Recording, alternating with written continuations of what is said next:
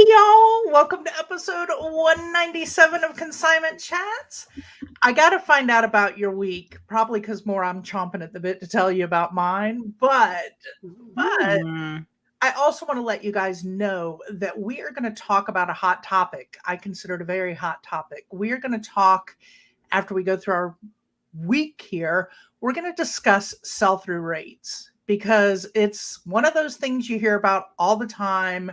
We talk about consignment, we talk about sourcing. We know that there are different reasons and ways to use sell-through rate. So we want to break that down for y'all so that you have a better understanding of sell-through rates and when they are important and when you really don't have to consider them that much at all. Hey y'all, welcome to Consignment Chats. This is Molly, and I'll be joined by my co-hosts Libby and Samantha. Yeah, I'm excited. I mean, this buzzword has been flying around the reselling community. It's all you hear about is sell-through rate, sell-through rate, sell-through rate. So we're going to give you our thoughts on it. We're going to break it down, Consignment Chat style. Yeah. So I want to start first, though. Let's talk about our week, y'all. Like, what's been going on in the reselling world? You tell us. Obviously, there's something really exciting you want to share. My sales are booming. That's all I can say. I mean, I just am like, woo, woo, woo. I'm rolling. I'm excited. I just want to say, we tell people when they start doing things consistently or they start a new habit that it usually takes, like 6 to 12 weeks for it to really kick in and get going. And it's been 6 weeks since I visited you in person. And so clearly, you're welcome. Yeah. Samantha's my magic pill. When you coming back? Gosh, I wish. When you coming back, girlfriend? Yeah, so I just, we did the episode about my new business plan and I am just loving it. The one thing that I really love about it is it's made me think through different things that maybe I wouldn't have picked up in the past. Mm-hmm. And some of that might even be sell-through rate stuff we can talk about in a little bit, but I have been branching out into stuff that I normally wouldn't do, and surprisingly and happily have been successful with those things. I mean, you'll see in previous haul videos, we bought a bunch of printers from the neighbor. Well, I'm shipping out the third one, and I've only got one left. They've all sold. So that is something that would usually scare the bejesus out of me. And I would have just walked on by and been like, that's too much for me to handle. But my mentality is so different now. I don't know why. I can't explain it, but it's just a different mentality. So I'm doing things a little differently. I'm picking up things that normally would make me turn and walk away. We talked about the car parts before. That's something I would have walked away from. I bought Nike golf clubs. Typically wouldn't have done that.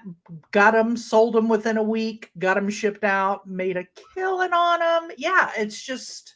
If Molly is around you, nail down anything that you don't want sold because she's an everything seller now. She's in it. She's going to do it all. Yeah. I've always been an everything seller, but it's really branched out into everything. Before you know it, Libby, I might sell a kitchen sink too, just like... Oh, yeah, you might. I'll have to run that by my shipping department first, though. I was going to say I wouldn't do it again unless I had a shipping manager. Yeah. The shipping department might be like, what the what? But yeah, it's been a great, I don't know if it's the business plan change. I don't know what it is that's making the difference, but I am happier, right? Like I'm loving what I'm doing, even though I still got a little catch up. I'm still loving what I'm doing, but yeah, I don't know. I'm so happy for you. That's so cool. Yeah. So that was episode 195, I think, where we talked about. All right. Yes. Yep. Yes. Episode 195. Watch it. Listen. It's pretty cool. I love it. I think, like we talked about in that episode, it's finding what makes you happy. I mean, we all get in these communities together. We all listen to what other people do. And sometimes you're like, well, I have to do that. I have to do that. They've been selling for 12 years. I guess I need to do that. No, you don't. You don't have to do it all. Now, on the flip side of that, I am learning from a lot of people I'm watching about product that I would normally walk by and not pick up That's okay. But my business plan is about what makes me happy. Now that I finally got the girls to listen to me. Awesome. Yeah. Yeah. So what else do we have to talk about? I mean, Can I that was top all about that? me. Can we top that, Samantha? I don't think we can. I'm just happy I started making sales again. At this Oh, point. yeah. Like I have nothing fancy, but like I'm shipping things. Well, I'm not shipping things. My husband's shipping manager is shipping things, but I'm selling the things that he has to ship. So things picked up since last week. I remember you were saying that, Q4 hadn't started for you. You were just had a really bad weekend of no sales. Yeah. No, picked back up, shipping things, doing great. eBay's loving me again, so we're good. Awesome. So happy to hear that. Woo. Back right. dating eBay again. Whoop, whoop. Yep. Y'all never really broke up. You were just on pause for a little bit. He was they were just in a funk, and we had to chill for a weekend, but now we're good. We're good. Yeah. So yeah, Q4 is happening, y'all. It's here, it's Yep. rolling, and I hope everybody's feeling a little pickup. Yeah, I mean, I definitely have been. I've been struggling with the balance between shipping and listing because I do my 4-hour boulders, as we know, of listing every 5 days a week. And I'm struggling. I'm struggling to get that done and balance it out with the shipping because the shipping has picked up quite a bit. But I think I have to stay the course with the 4 hours. I was thinking about backing off a little bit, but I don't think I can and still hit that big goal I made for myself back in January when I was stupid and naive and didn't realize how hard it was going to be. Don't call my friend stupid. Oh gosh. But I'm staying the course. I'm doing everything I can to get there, but it's going to be a lot more of a challenge than I had realized. All right. Yeah. We need Especially to get because I had a lot of help. I had a lot of help in Right. January. Now I have no help. You Well, did. I don't want to say no help. I have some help, but maybe a quarter of the help I had in January when I made that goal. So It's a lot to keep up with on your own, right? yeah, it is. But I'm committed. I'm going for it. I'm committed. I might be committed at the end of it, but Right. So I know people are getting to know our personalities over the years as we're live here, but this is so totally Libby. She gets her mind on something, and it is, I mean, when she's saying boulder, it's an immovable boulder. When she gets sick, what? I like that boulder. Oh, that's a good one, Samantha. She just, for those on podcast, Samantha just popped up an adorable image about a boulder, but you get your mind set on something, and your mind does not move off of where it's set. You are set, and that is it, and you go full force, whether it's Indian food or whatever it is. When you're going, you go hard, and you stay focused. So yeah. I feel like I would be like disappointing myself if I moved the goal or changed the goal. Like I really. So I want you to think about to. what you would say to somebody in our mastermind who said the same thing you just said to us. What would you say to them? God, why is it so hard for us to take our own advice? Thank you. It's so hard. You would be coaching them on how to find help and get more helpers, and how do you get back to that state of mind and the state that your business was in January. Well, I don't want more helpers. So my mindset has changed with that. I don't want more help. I'm definitely much happier just kind of doing it on my own. Okay. Well, I love your helpers, Libby, but we're happier too because we didn't like sharing you with other people every time we tried to have a meeting. We wanted your full attention. Remember when I had the other Samantha here? I was going to say, especially when one was named Samantha. I mean, we were having a hard time. Samantha and I were really struggling with sharing you with others while we were trying to work. So also, how am I supposed to be inappropriate when we're having our little chats not recorded?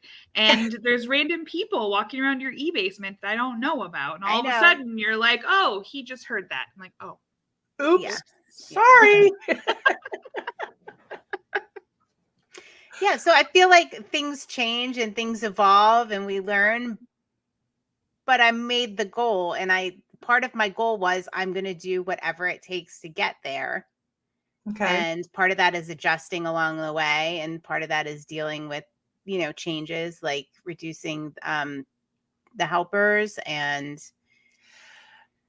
I like that you're saying adjusted. That's just the thing I want you to keep in mind, because we really don't want to have you committed by the end of this. So just remember that it is okay if you go through several months and realize you are so over your head, to stop and reevaluate and Yeah. find a balanced way to meet your goals, so that you're still keeping yourself at the forefront too, in your health, because we Yes. know you well enough to know you are so type A, go, go, go, that the next thing we know, we're going to be like calling your mom going, can you run over and pick Libby off the basement floor because she's down and we can't get her up. Yeah. Right now I'm staying the course. Okay. I committed to it, and I committed to do whatever it takes. And it is the season of hard work right now, this last Q4. And I will not be happy if I don't do everything it takes up until the end of the year. So like if I don't hit my goal, which isn't going to happen, I'm going to hit it. If I don't hit my goal, I'm going to know I did everything I could. And I love didn't. it. And that's just as satisfying. Which isn't going to happen. I'm going to hit it. I love Right. that. Good job. All right. And Samantha and I will come pick you up off the floor January 29th or whenever we're looking at. We'll just come get you up. Yeah. No, January 1st, new year. New goals. Yep. New goals. Yeah. And we'll come rescue you if you need us. Thank you guys. You're the best. I'm sorry. I would give anybody else the advice to please reevaluate your goal, but I'm not taking that advice because I'm just not. Because Libby is Libby, and you guys, if you're watching right now and you're in the same situation, it's okay if you reevaluate your goals and change things. We have had a few people that did change their goals. Oh, yeah. It is okay. We are all very different in what we do and how we do it. And you got to do what's right for you. This is 100% who Libby is, and she's going to go full force. And we are going to be there cheering her on, sending her coffees, and getting her through it, because she's going to rock it out. But don't feel a failure if you do adjust partway through. It's not failing. I think Libby has adjusted several other things, like she's cut out certain other things in the business, so she can focus on this goal to accommodate the circumstances that changed from the beginning of the year. So, and I think that, like, if it was just a monetary goal, that would be one thing, right? Like I wouldn't feel really like I couldn't change that. Like I could change that. That's not a big deal. But my goal wasn't just that. It was to do whatever it takes to get there. That was my like true goal, even though it was to do whatever it takes to get there. And that is what I don't want to change. It's not, if it was just the money, I would be like, all right, well, I could slide that back or, adjust that. No big deal. But that wasn't really the goal. But you put that boulder in your head and it's not moving. It's not moving. It's not moving. It's a really nice boulder. That's a nice boulder. I like that nice boulder set there, and it ain't moving. So the balance though too, I mean, you're making it sound like, blood, sweat, and tears, which it is. But I just want to reiterate to our people that we've also added in our mastermind groups that we're focusing on health aspects and making sure that Libby is not living full time in her basement and not eating and doing. We do discuss making sure that everyone balances and you get enough water and you're getting your steps in and you're feeling good. And so sleep is a huge one. Yes. A little sunshine and vitamin D every now and then. Take your laptop on your porch and work out there. Yeah. Yes. So we do still try to incorporate balance in all aspects as well. Yes, for sure. For sure. Especially with Libby, because she's not very good at that. Do what I say, not what I do. There we go. That's my new thing. No, because we've always loved that we walk the talk. We don't just talk the talk. If we're talking about it, one of us has actually done it. So yeah. I'm just going to be honest about, I'm being honest here, right? Like I could say, oh yeah, all about, but it's not where I am. I'm just going to be honest. Like, I don't recommend this, but this is is what's happening. Like, this is what's happening right now. I feel like we need, instead of the collaboration coaching scroll at the bottom, we need like a health, like one of those, if you're allergic, please do not continue taking this. Workaholics Anonymous will meet on the second Tuesday of every month in our Patreon. But not until January. Right. So they don't have time for that. They're working too much. You being honest, Libby, makes me want to be honest too. My business is doing great. I've been doing a lot of things differently and I love that part, but also my energy level stinks. So I'm trying to like reassess that and get that going, because my like listing is so much easier now with my new flow, and I'm getting all excited about getting stuff up and doing this, that, and the other. But there's other stuff that I just am like, okay, no, I'm just going to watch a show. So I do, in all transparency, have that struggle the last, gosh, I'd say month and a half or so. Mm-hmm. So it's real. I think everybody goes through it. Well, I don't know that Libby ever goes through it. I do. When I burn out, I just do it for a whole month, right? Like most people would be like, I was tired for a couple days. I needed to chill. I was, no, I just like down and out for a whole month. We're like, well, Libby fell off the radar for all of February. But that's okay. And she'll be back in March with new goals. I've always done that, right? We'll be like our finders flippers friends, because Johnny hasn't been there for the last couple of episodes, and they're like, so welcome to the new finders flippers of two of us, because is Johnny still with us? We don't know. That'll be where's Libby? Where in the world is Libby? Molly, you should be on their next episode, because you just replaced with a Greensboro neighbor. There we go. There we go. Mm-hmm. Keeping it in the area, just somebody new. All right, let's break down this sell-through rate thing. I want to first of all ask for an explanation of what is sell-through rate? All right, sell-through rate is pretty much how much is sold divided by the quantity available times 100. So I'm gonna say there's two different sell-through rates we're going to talk about today. We're going to talk about your sell-through rate of, we'll use eBay because it's super easy to calculate. We'll use your eBay sell-through rate, and then we want to look at the sell-through rate, or maybe we don't, of certain items, right? When we're outsourcing or when we're doing product research, we want to talk about that sell-through rate. So two different sell-through rates here. We have the sell-through rate of our individual inventory, and then we have the sell-through rate when we're looking up items. And I think they're totally separate. I mean, they're calculated the same way, but they're really two different concepts. I think we should just get the sell-through rate of our stores just out there first, because that's the least complicated of the two things. So all right, so you would pretty much, like, I think an easy way to do it is just pull up your eBay app and you look at the number sold and divide that by the total number available, right? And times it by 100. Like, super easy.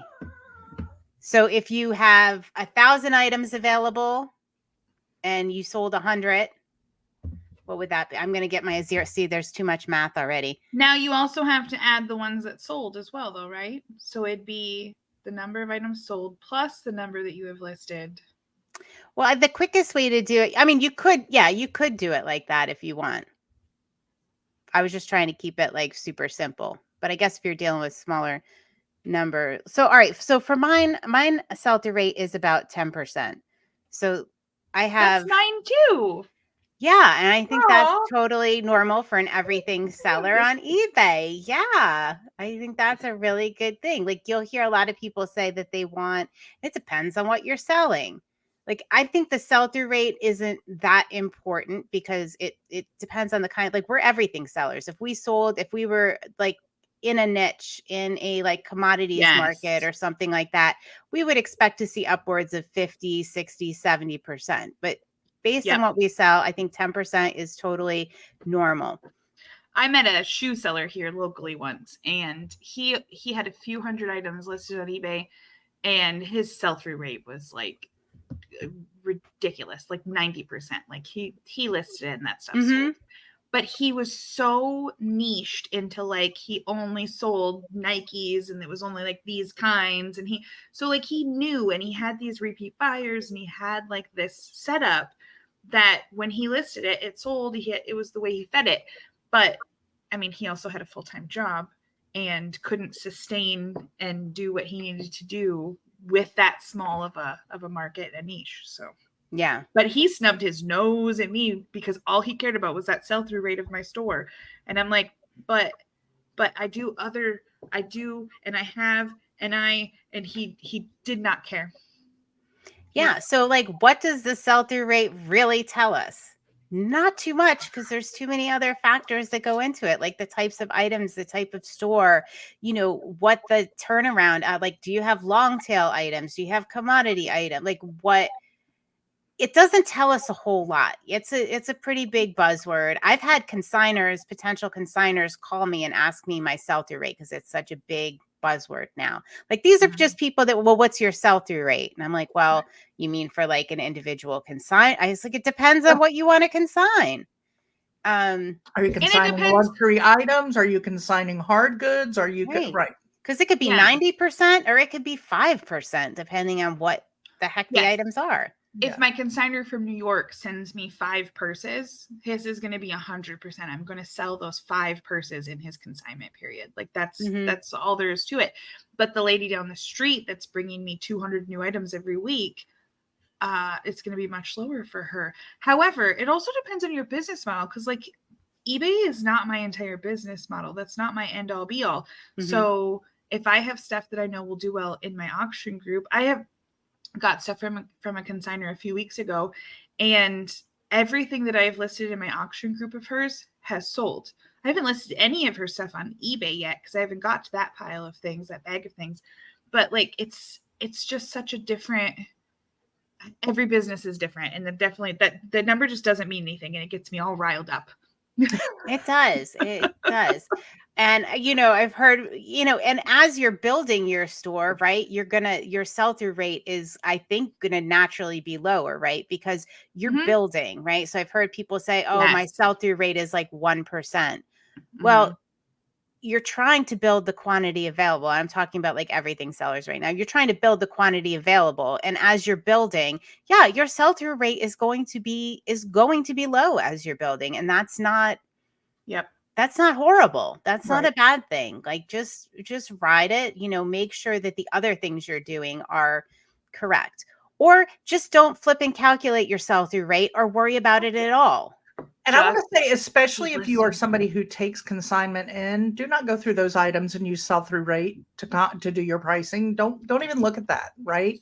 So that's like the other one. Bag of items, are you going to look at the sell-through rate of the items that I brought to you as a consignment business?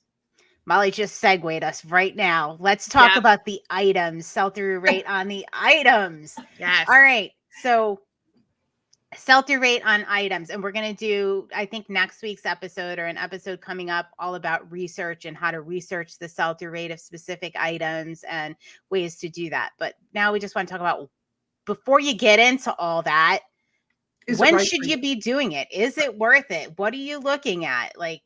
Well, and it looks very different for each of us. I mean, Libby and I are more similar because most of our business, 90% or more, is consignment. So things are coming in.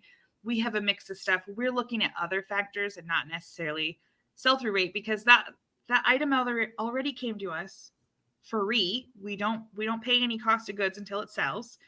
And so we're just going to list it. Like if we know it's at a certain price point, we're going to list it. We're going to do whatever we need to do to get that sold.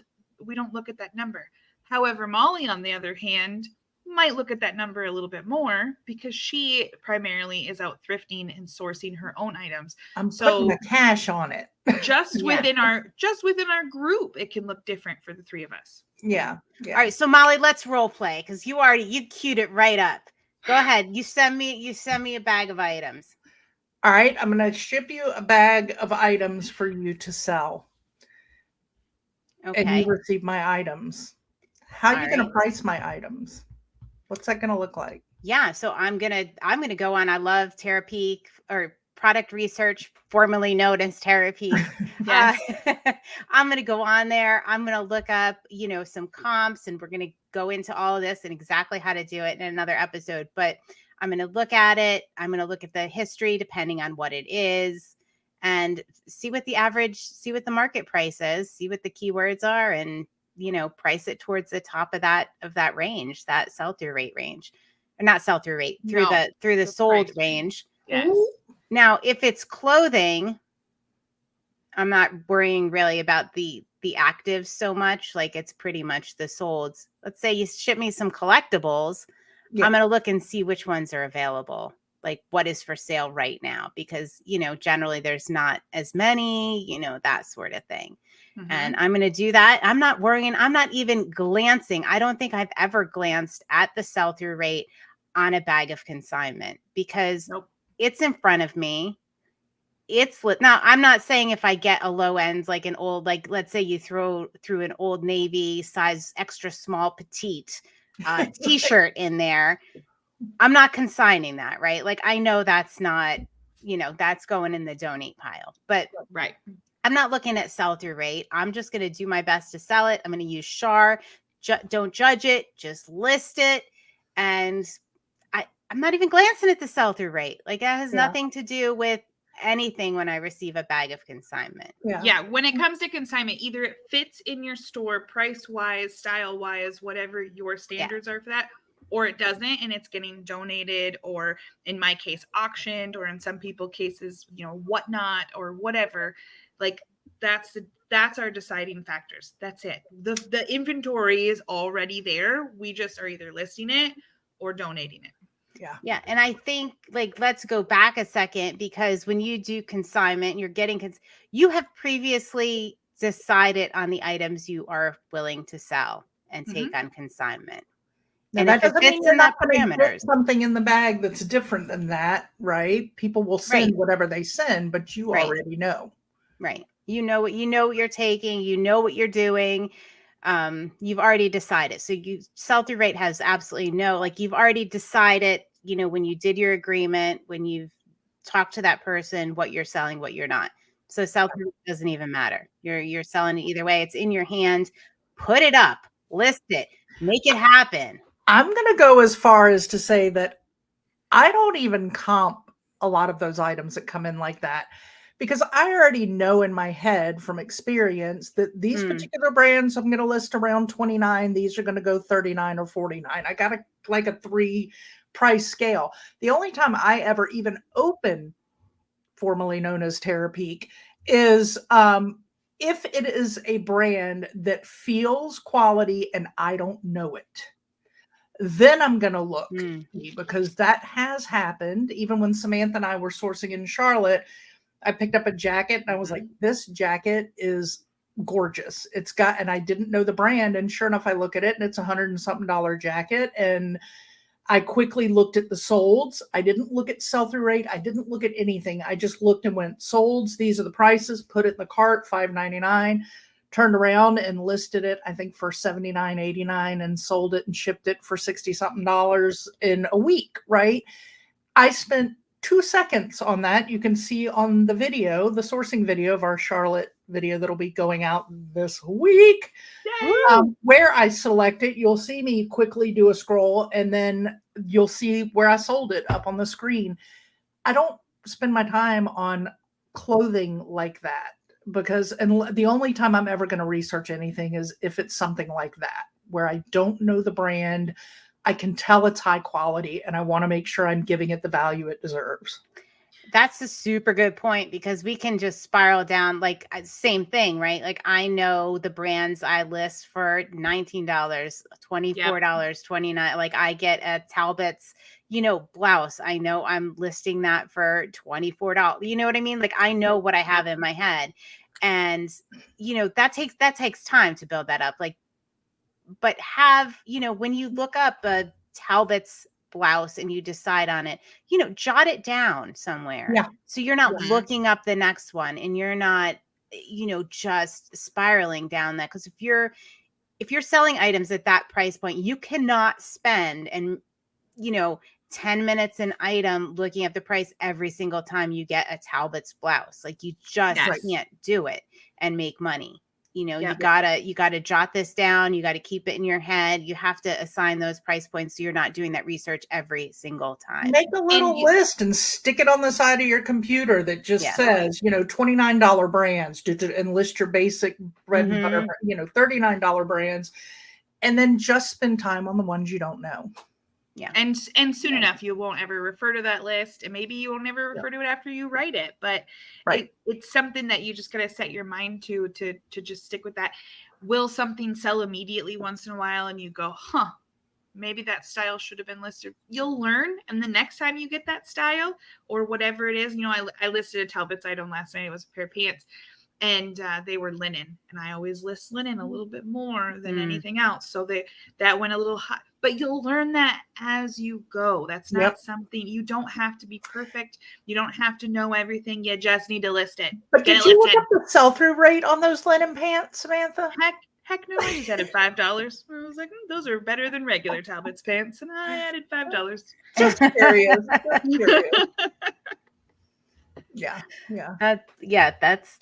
That's awesome. Now I will look up sell-through rate. So the rare occasion that my husband and I, we go to Goodwill maybe like once a month, we'll go thrifting. And I love that, man. Every time we go thrifting, because it's not very often, I'll be like, oh man, look for baskets that look like chickens, because I sold 3 of those last month or whatever. So then 3 months later, he's coming to me with an armload of animal baskets. And I'm like, those don't really sell anymore. Okay, and he goes and puts them all back. I mean, we can barely keep up with the trends. I don't even know why he's trying, but he's doing great. So he will come to me with stuff, and I will show him, like, I will look something up, and I will show him, like, yes, honey, I love salt and pepper shakers. However, the world does not love them as much as I do. And then I will show him, like, these are how many how many sold, and he's like, okay, yeah, well, they're only $1. You could sell them for $15. That's great. And I'm like, and these are how many are currently listed. And you just scroll and scroll and scroll. And he's like, oh, okay, never mind. All right, that sounds great. That's really the only time I do it, is more to justify the decision to him, because I can look at something for the most part. Right. And like kind of know. And he's not there yet. So I have the same situation with Nick. He's not there yet. He gets on the sold and forgets to look at how many are listed. But y'all, I got to tell you, so I am sourcing all the time now with my new business model, and I don't sit there with my equation and do sell-through rate ever. I don't. I look at what it sold for. If I'm standing there at a yard sale going, okay, I don't really know about these Brady printers. I have no idea what they are. Let me just quick look them up. Sold comps. Oh. And then I go over and look at the other. And even if there's some, like with the units I bought, there were several of some, and then there were maybe 1 or 2 of the others. So I did a bundle buy and just took the risk and did a bundle buy of all the printers. Well, it's more than paid for itself. But Nick and I will go, and he'll find something, and he sometimes forgets to look at how many are actually listed for sale, the unsolds of that item, right? So, and we'll do a quick tutorial too on how to do this and how to lock in to see everything that's sold and everything that's unsold. But I will just look at the bottom real quick and see, results 39, results 15, whatever. But I never sit there and do the math equation. Math ain't my thing. I don't want to do it. But even that being said, guys, this is why I don't think sell-through rates are important. Nick picked some things up that there were a ton of them up. He picked up a Wii game the other day. It was new, and he was like, oh, look. And I was like, did you do the comps on it? He said, yeah, it's, $15, but it's 50 cents. Okay, well, I get home to list it, and I just go look, and there are so many of this game listed. And I was like, oh, I listed it anyway. We bought it. I put it up. Literally the next week it sold. Because even when you're doing all of that, there's so much more to take into account. Yes. My titles of that item, we're a top rated seller. We promote our items. We put things on sale. there are so many things that come into account when you are a reseller. So when my mom was first learning to resell, she loves books. She absolutely loves books. And we have a good spot to get books here. So she'll get cookbooks and stuff like that. And she had me show her a sell-through rate on something. And so I showed her what was available and how many had sold. And she kind of got sad about it. And I said, no, but look at what's available. So, 5 sold and there's 20 available. It's still not a terrible sell-through rate. And I said, but look at these. All of these books are in a different country. So right there, you're already beating somebody. Right. If somebody in the US wants that item, they're not paying international shipping. They're not buying it from Japan. Yeah. Yeah. And then also half of those were on auction. If your buyer wants it now, they're not looking at things that are on auction. Some of them had ridiculous shipping rates. Maybe they didn't know about media mail at the time or things like that. So like there's so many other factors. When it came down to it, there was only like 2 that were even close to being her competition. And she bought the book and it sold a month later and it worked out great. Awesome. Yeah. Yeah, that's why when people talk sell-through rate, I'm just like, yeah, okay, whatever. Like but then I'm also the person who I don't mind having long tail items. I like having long tail items and the quick flips. A lot of people just want a quick flip, right? Mm-hmm. I like a balance of both. Every week when I sell items, it is a balance across the board where some of them are, oh my gosh, I just listed that, to, oh my gosh, I listed that in 2019. Woohoo! You know what I mean? Like there is literally a balance across the board with that. And I have never a day in my life looked at a sell-through rate. I mean, it's really good to know what it is, but there's some people that you'll pay through the nose for them to evaluate your store or do different things for you. And then they focus on that rate so much. And the businesses are too different to just have a simple equation and say, this is all you should know. Yeah. Our businesses are way too different for that. Yeah. Yeah. And I like the points you made. You really have to look at all the different types of businesses when you're comping an item, because there's so many people that do it on auction. There's so many people, and that's like, I thought auctions were like done and over on eBay, but I feel like they're coming back because I see more and more now than I did 6 months ago. And I'm like, what are you doing? Like, just buy it now. Get an offer on there. And I mean, those throw off we'll talk about that when we're comping things too, because those throw off your comps. If they started that auction at 99 cents and they only got the one bid. Oh my gosh. I literally saw somebody sell a collectible that I picked up at a rummage sale last weekend. And I was so excited to have it. And when I got home and looked it up, somebody literally put it on auction and sold it for 99 cents. Now, that didn't make me mad. I thought, you fool, because all the other comps were like $30-something. Like, why are you putting that on auction? Yeah. Don't do it. I have an item on auction right now. I have an 1897 quilt that is on auction, and some people were like, well, just start it at $100 and it'll go up to whatever it's worth. And I'm like, well, no, that's not.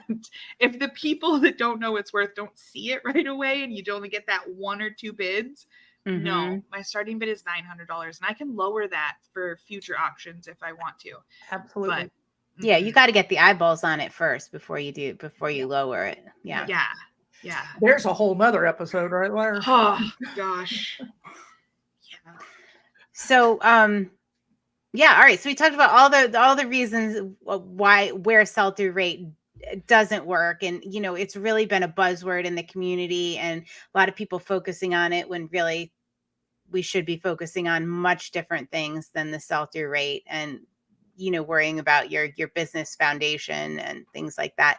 But where does the sell-through rate come into play and where is it really helpful? Because I mean, there's a reason people are talking about it so much, and there are reasons that it can be helpful and ways that it can apply. I think, as far as the store sell-through rate, I think it's good to know your sell-through rate. I think you should have an idea of what it is so you can gauge if that goes up or down, right? And just what your general number is. I'm not saying judge the number. If you're at 1% and growing your store, great. If you're at 10% and you feel good there, that way, if you have, mad fluctuations in that, you want to see what's happening or why you're having these crazy fluctuations. But just knowing it as a baseline, I think, is a good thing. Other than that, I don't know. So for items, what do you guys think? What are some legitimate reasons that we should know sell-through rate, or some scenarios in which we should know sell-through rate?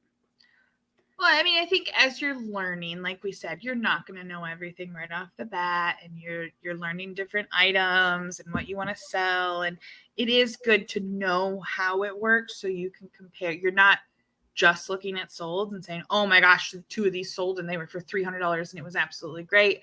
You're actually looking and seeing that, okay, those sold a year ago and the market now is non-existent, or it's good to know that and see that. Just don't obsess over it. Yeah. And I think in comparison, it's good, right? Like if you look at a Talbot's blouse versus a Vince Camuto blouse, right? And you're kind of deciding between two things, or which has the higher sell-through rate. I mean, that would be good in product comparison. I'd rather pick up this item than that one. Correct. Or I can look for that particular brand has a higher sell-through rate. Like maybe Bowden has a higher sell-through rate than Ann Taylor. I don't know. Right. But when you're comparing and you're going out and you're doing in your sourcing, it would be good to know the ones that do have the higher sell-through rate. Yeah. Now, if I were going to pick up anything high dollar, if I were going to put my money on it sourcing, I would stop and look at sell-through rate. Like if I were going to buy some high-end electronic or that, I probably would take the time to do if I was investing a lot of my cash into the risk. But I don't, even like I said, with those thermal printer individually, each of them would have been very different. But when I lotted them up and paid $120 for all of them, it was a no-brainer whether one stayed longer or not. But not all likes or lots are like that. No. If someone wants to bring you a lot of precious moment figurines, been there. Tell them to put them with the Beanie Babies. Well, you can use the sell-through rate to say to that person, I don't take these precious moments. Well, why? I heard they're really popular right now and they really retain their value. You can just pull up that sell-through rate and use it as a rationale for what you take or don't take on consignment. And let's be real. That's kind of why I do it with my husband. It's not necessarily to teach him, because we're not going to go sourcing again for another month or two. And he's, it's going to be changed again then. I'm sorry, Samantha. It's more so, I'm perfectly fine with this life. But it's more so to show him that I'm not just making random crazy decisions and his opinion sucks. I'm sorry that the last 6 things that you brought me didn't have a good sell-through rate, but at least I can pull something up and show him this is why I'm telling you no. It's not just because that's ugly and you're not good at picking stuff off the shelf. Because normally actually ugly sells. So if the uglier it is, the more it sells. Yeah. Mm-hmm. Right? Yeah. Yeah. So, all right. So we know when to use sell-through rate, when not to use sell-through rate. Next week, I think, or if not in a couple weeks, we are going to be showing you exactly how to comp items in a effective, reasonable, and quick way using the tools that we have at our fingertips. And it's going to be great. And we'll show you the things that you really should be looking at and exactly how to look at them. Yes. And go. just when we discuss all of this stuff, it's just a reminder to be open-minded. Don't get things in on consignment or go to a thrift store or an auction and just be so caught up into one way or another that something has to be. Be open-minded and have all these tools, know what they all mean, know how to use them all, but figure out what the dynamic of your business is. And I'm going to throw this out there to end it. There may be times where I so totally ignore sell-through rate, solds, and comps because I just fall in love with the little vintage item. With the brass geese? I just have to rescue it. Whether it sits in my house for a year, I just can't leave it there. So And that is why we're happy that our husbands don't show us sell-through rates. on that note, y'all, until next time. Cheers! Thank you for joining Libby, Molly, and Samantha, the ladies of Consignment Chats, as we grow your reselling business. For all things Consignment Chats, visit us at consignmentchats.com and join our free private communities on Facebook and/or Patreon.